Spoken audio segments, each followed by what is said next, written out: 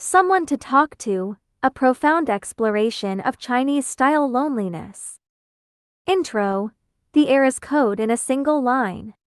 It's the early years of the Republic of China in Yanjin, Henan, a small, unremarkable town. The streets buzz with the clamor of everyday life and the bittersweet tang of human connection. There are no grand battles or clashing armies here, no tales of emperors or generals.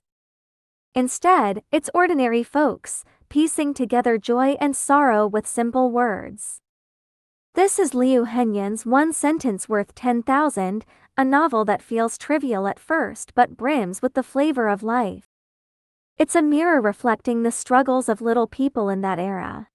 It's a lamp illuminating the hidden depths of humanity behind their words. Why can one sentence outweigh 10,000? It sounds straightforward, but there's a mystery tucked inside. The Republic of China was a turbulent time, warlords clashing, society unraveling. Ordinary people lived like grass in the wind, rootless and directionless. Yet in this chaos, language became their weapon. A single sentence could wound or save a life. Take Yang Baishun, the novel's tofu peddler, who spends half his life chasing a phrase to soothe his soul. He stumbles and bleeds along the way, but his story isn't just his own. It's a snapshot of countless others from that time. Let's start with where this book comes from. By the time Liu Zhenyun wrote it, he was already a celebrated name. But he didn't chase epic heroes or grand tales. Instead, he turned his lens on the backstreets of Yanjin. Why? He once said in an interview, "The real stories aren't in palaces, they're among the people." This book is like a painting of everyday life in the Republic era. It captures the warmth and chill of human bonds, the messy beauty of survival. When we read it today, it's not just about the story. It's about seeing how people back then clung to life and how a single sentence held up their hopes. Back in those days, in a place like Yanjin, life was tight and tough. You had vendors shouting their wares on the streets. Fortune tellers set up stalls by the roadside. Families fleeing famine dragged their kids along, half-starved. They'd gather, whispering about small, mundane things. But those words carried the weight of their existence. Yang Baishun's tofu stall, he'd call out tofu, fresh tofu, every morning. It sounds ordinary, but that was his lifeline. When Cow Patriot, another character, fought, he'd yell, "I'm done living." It's impulsive, but it's his raw truth. Every line in this book is like a brick, building the walls of their days. Chapter 1: Yang Baishun's Lifelong Quest. The story kicks off with Yang Baishun. He's a tofu seller, living a life as plain as water. Yet there's a fire inside him, pushing him to find someone who can give him a clear answer. Where'd that fire come from? The day his wife, Wu Zhonggyang, ran off. It was autumn, the wind scattering yellow leaves down the street. Yang Baishun came home with his tofu cart, opened the door, and the house was empty. Wu Zhonggyang had left with an outsider. He wasn't angry, just lost. He couldn't figure it out. He's honest, hardworking, why couldn't he hold on to her? So he started asking around. He went to old Ku in the village, then a fortune teller in town, and later his friend old Zan. Each gave him a line, but none doused that inner flame. That night, Yang Baishun sat by his doorstep, staring at the moon. He couldn't wrap his head around why Wu Zhonggyang left. He's a simple guy grinding beans up at dawn, counting coins at night. Life's hard but steady. He visited old Ku, a farmer in his 50s, face creased like plowed fields. "Ku, why can't I keep anyone?" Yang asked. Old Ku took a drag of his pipe and said slow, "Life's just fate playing out." It made sense, and Yang nodded. But his chest still felt clogged. If fate's that easy, why didn't Wu stick around? Next, he tracked down a fortune teller in town. The guy was lanky, in a tattered robe, clutching a bamboo stick. Yang slapped some coins on the table and asked, "Sir, why's my life so bitter?" The fortune teller squinted, fiddled with his fingers, and said, "What's meant to be will be. Don't force what isn't." That hits harder, more cryptic, and Yang's mind spun. If it's meant to be, why'd Wu Hongyan go? If it's not, hasn't he wasted half his life? Then he met Old Zan. Old Zan's a butcher, arms thick as logs, blunt and loud. One day, Yang passed by with his cart and Old Zan hollered, "Baishun, come have a drink." They crouched by the pig pens, sipping liquor. Yang spilled his troubles. Old Zan clapped his shoulder and said, "Life's about feeling good." That stuck with him. Yang chewed it over. Feeling good sounded right, but how? He asked, "How do you get there?" Old Zan laughed, "Do what you want, don't hold it in." It clicked a bit, but not enough. What did he want? Wu Hongyan back, but how? See, Yang Baishun's search mirrors those moments we feel stuck. He's not chasing just a sentence, he's after a reason to keep going. But that reason's elusive life doesn't come with a rulebook. Back then, society was a mess, hearts even messier. Guys like Yang Baishun were fishing in a river, swimming for freedom but snagged by nets. He talks to people, hoping they'll toss him a lifeline. But no one does. Old Kui offers fate, the fortune teller offers destiny, Old Zan offers feeling good. They sounded nice, but none settled his restless heart. Chapter 2, Language, a Blade and a Bridge. In Yang Baishun's tale, language cuts both ways. It can slice deep. After Wu Hongyan left, village gossip turned sharp.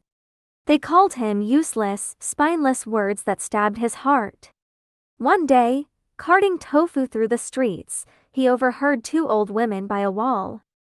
Yang Baishun makes good tofu, but he's a coward, couldn't keep his wife. He kept his head down, pretending not to hear. But it stung like a pinprick. He wanted to argue back but thought, what's the point? They're right, he didn't keep her. Yet language can also build bridges. Take his chats with Old Zan. One winter night, wind rattling the door, they huddled by a stove. Faces flushed from drinking, Yang said, "Zan, why's my life so hard?" Old Zan slammed his bowl down. "Hard? Life's about feeling good. I slaughter pigs, it's tough, but I like it." Yang felt a flicker of warmth. What's feeling good? Not being pent up? He tried it, yelled louder, selling tofu the next day. But the emptiness lingered. Now meet Cow Patriot, Yang's descendants. By the later Republic years, he hits his own snag. His wife runs off, same old pattern. But unlike Yang, he's got a temper. He gets home, finds her gone, a note on the bed, she's with a cloth seller. His eyes blazed, he grabs a stick, hunts the guy down. No words, just swings, beating the man till he's rolling in the dirt. After, still hollow. He looks for words to cool his rage, but they just fuel it. He goes to his pal Old Luo, who runs a small shop, quiet tight. Cows flops down at the door and growls, "Luo, how do I swallow this?" Old Luo glances over, "You gotta let it go." Cow explodes, "Let it go? I've been swallowing my whole life." Old Luo says nothing, fiddles with his abacus. Cow storms out, slamming the door. Let it go, he wants relief, not restraint. These two, Yang Baishun and Cow Patriot, one holds it in, one lashes out. But they end up the same, no sentence brings peace. What's that telling us? Language is a knife, driving you to the edge. Or a bridge, helping you cross, but it's shaky, prone to collapse. Back then, life was rough, and language was their last straw. But it's thin to frail to grip tight. Chapter 3, A Republic Map in one sentence. Let's zoom out, picture the Republic era in this book. Yanjin's a speck, but it holds big tales. Yang Baishun and Cow Patriots lived when warlords fought and bandits roamed. Regular folks couldn't even count on a meal, let alone dreams. Henan saw endless disasters, yellow river floods wiping out crops. Streets filled with refugees, kids in tow, skin clinging to bones. Yang Baishun's tofu gig suffered some days, barely a sale. He'd sip watery porridge at night to get by. But in that mess, people kept going. How? With words. Selling tofu, someone'd ask Yang Baishun, why not find a new wife? He'd grin, why bother, one day at a time. It sounds offhand, but it's layered with resignation. Once, carting through town, an old man smoking by the road said, Baishun, surviving's enough, don't overthink. Yang nodded, but inside he wondered, surviving's fine, but why so stifled? He traded tofu for grain, cooked porridge, and mused, when's this life done? Cow Patriot's days were no picnics either. Warlords swapped flags every few days, hang today, Li tomorrow. Soldiers looted grain, cash, even smashed his shop once. After his wife bolted, he gave up on business. He'd wandered, cursing anything that irked him. One day, he saw a biscuit seller sighing by the road. What's with the gloom? You're alive, aren't you? Cow said. The guy looked up, alive, sure, but this life's brutal. Cow had no comeback, he felt the same. See, the book's language maps out the republic. Yang's pinned to his tofu stall, Cow to the streets. Each sentence stakes their spot. But it's a living map, words shift, and so do they. Like when Yang bonded with old Zan. After drinks one night, feel good stuck with him. Walking home, wind biting his face, his heart warmed a touch. What's feeling good? A night of liquor and griping with Zan. Cow met old Wang later, a cart driver, weathered at 50. Cow was raging roadside when old Wang stopped. Patriots, don't fight yourself, he said. Cow snapped. Who else am I fighting? Old Wang smiled. Live for you. It jolted Cow. Live for me? How? He didn't ask, but it simmered in him. It didn't kill his anger, but it quieted him a bit. Chapter 4. From Yang Baishun to Cow Patriot, Humanity's Code. Yang Baishun and Cow Patriot, grandpa and grandson, decades apart. Yet their fates echo. Why's that? Makes you wonder, is human nature the same, no matter the time? Yang's steady, Cow's fiery, but both burn to figure things out. Yang searches a lifetime, finds nothing. Cow fights a lifetime, gets nowhere. What's it mean? Life's full of knots we can't untie. Let's break them down. Yang lives by enduring. His wife leaves, he doesn't chase or scream, just keeps asking. That day Wu Hongyang split, he sat alone, staring at the empty bed. He thought of running after her, but his legs wouldn't move. What if she came back and left again? He asks old Kui about fate, old Zan about feeling good. He listens, then lives alone. Life's tough, but he takes it, hauls his cart, hollers, sells, sleeps, repeats. Cow's different, he acts. His wife ditches him, he grabs a stick. He storms to the cloth sellers, yells, come out. The guy peeks, and Cow swings, beats him bloody. After, panting, crowds staring, someone says, Patriots, let it be. Let it be, I can't stomach this, he roars. But then, he still seeks words. Old Luo says let go, he won't. Old Wang says live for you, he half believes. Still, he pushes on. They are like people we know. Yang's the quiet ones, swallowing everything. Once, carting home, a friend asked, Baishun, still solo? He smiled, solo's fine. Light words, heavy heart, who knows what he felt? Cow's the hotheads, letting it rip. After a fight, smoking curbside, someone said, Patriot, cool off. Cool off how? He shot back, tough talk, empty gaze. They lean on language for a lifeline. Yang finds comfort drinking with old Zan, live it up rings true. Next day, he shouts louder. Cow vents, asks old Wang, who says, stop clashing with others. He thinks, maybe, but how? Language is their root, but it's slippery. Yang grabs a lifetime, misses. Cow rages a lifetime, doesn't land it. Chapter 5. Wu Hongyang and the women who fled. Now, the women who ran like Wu Hongyang. She's Yang Baishun's wife, why'd she go? The book doesn't spell it out, but we can guess. Back then, Yanjin women had it rough. Men worked, women waited days flat and bitter as unripe fruit. Wu Honggyang wed Yang hoping for stability. But he's too steady, dull, no spark. That day she left with an outsider. It wasn't hate she left behind, just an empty house. Yang didn't get it, but she did. She wanted more than a tofu stall life. Cow Patriot's wife bailed too. He was at the shop when she split, came home to a note on the bed. He smashed the table, but never asked why. She married him when his temper already flared, things crashed often. She took it for years, then couldn't. Packing that day, she wavered but walked out. Not his fists, she craved a breather. These two, Wu Honggyang and Cow's wife, got little page time. But their shadows linger. They didn't leave from lack of love, they couldn't survive it. In that era, women had slim picks. Marriage was fate, bad fate, you carved your own path. Wu found an outsider, Cow's wife a cloth seller. They voted with their feet, chose their own lives. Think about it, language isn't just Yang and Cow's tool. It's theirs too. Wu Honggyang didn't say much before going. Her exit screamed louder than words. Cow's wife left a note, short, but each word cuts Cow deep.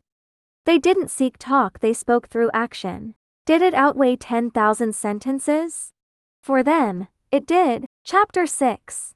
The Philosophical Depths of Language. Let's dig deeper. Why is this book one sentence worth 10,000? On the surface, Yang and Cow hunt for a soothing line. But what's that line? Nobody knows. Yang hears feel good from old Zon, makes sense, but not enough. Squatting by his stall, watching folks pass, he wonders. Is feeling good selling out and drinking, or cursing the sky with Zon? He can't pin it. Cow's hears live for you from old Wang, stirs him, but the hurdle stays. Smoking roadside, he ponders. Live for me, beating someone calm, or remarrying? He's stumped. One searches, one fights, neither finds that steadying sentence. Ever think we're all chasing a fix-all phrase? Yang does it a lifetime, comes up empty. Cow does too, swinging away. Why? Life's not that neat. One sentence might top 10,000, but where is it? For Yang, maybe it explains Wu's flight. For Cow, maybe it says he hasn't lived for nothing. Who hands it over? No one, just you. Let's unpack these words. Old Kui's fate sounds like an answer, but it's vague. Fate, what's that? Heaven's call or your choice? Yang puzzles, if it's fate, why no fate with Wu? Cow hears let go from old Luo sounds practical. But he scoffs, I've let go forever, why more? These lines float like weeds on water, looking rooted, but slipping away. That's the book's genius. No patents or just space to think. Yang searches, ends alone. One rainy day, carting home, he stares at his lamp, guess this is it. No sentence, but he made it. Cow fights, carries on. Sitting at his shop, watching the street, he thinks can't swallow this, but life rolls. No sentence, but he stands. Chapter 7. From Yanjin to us. Pull the story back to Yanjin, then to us. Yang and Cow are republic folks, feel familiar? Yang seeking talk like when we need a clear head to confide in. Drinking with old Zon. Speak up, he says. Yang agrees, but his lips stay shut. What's he holding? Wu's exit? Life's ground?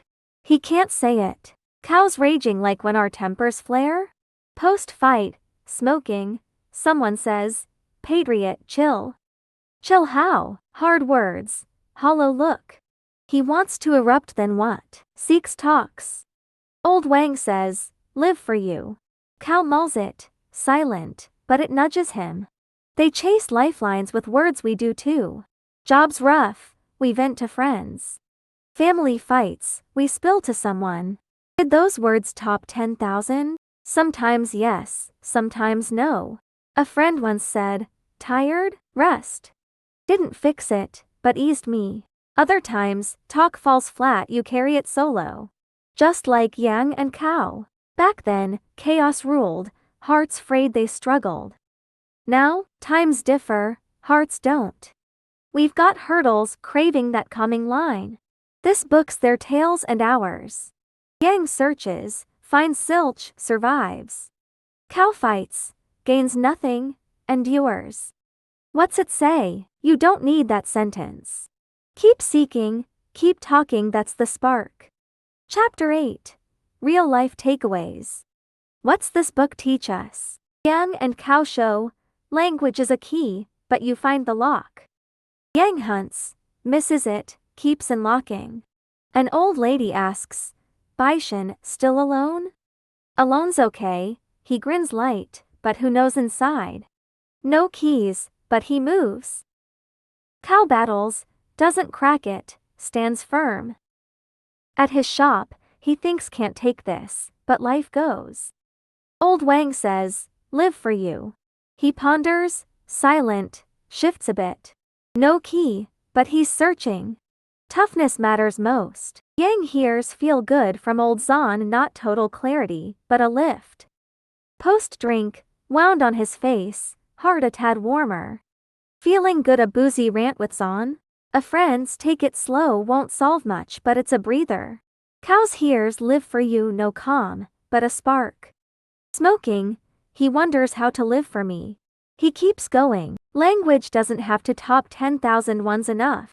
They never quit. Yang, wife gone, still sells. Rain wets his cart, he wipes it, thinks, gotta live. Cow, post-fight, keeps on. At his shop, he muses, can't stomach it, but days roll. They find reasons in words, we should too. Don't wait for answers, make your own.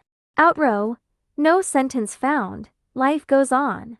One sentence worth 10,000 is Yang and Cow's story, a slice of Republic small fries. They chase that peace-giving line, never snag it. Doesn't matter, they keep looking, keep talking. Yang, cart home in rain, eyes his lamp, guess this is it. No line, but he's here. Cow, at his shop, thinks can't take it, but life's on. No lines, but he's upright. Life's not about nailing that sentence, it's the hunt. Yang's stall hums, Cow's temper flares, they built ladders with words. Shakira ladders, but they climbed a lifetime. Us, we've got ladders, friends, comfort, self-pep talk. Maybe not worth 10,000, but enough for the next step. This book's a mirror. Republic lives, our hearts. They didn't find it, but lived. We're searching, talking, that's plenty. Life's unpredictable, keep speaking, there's a way.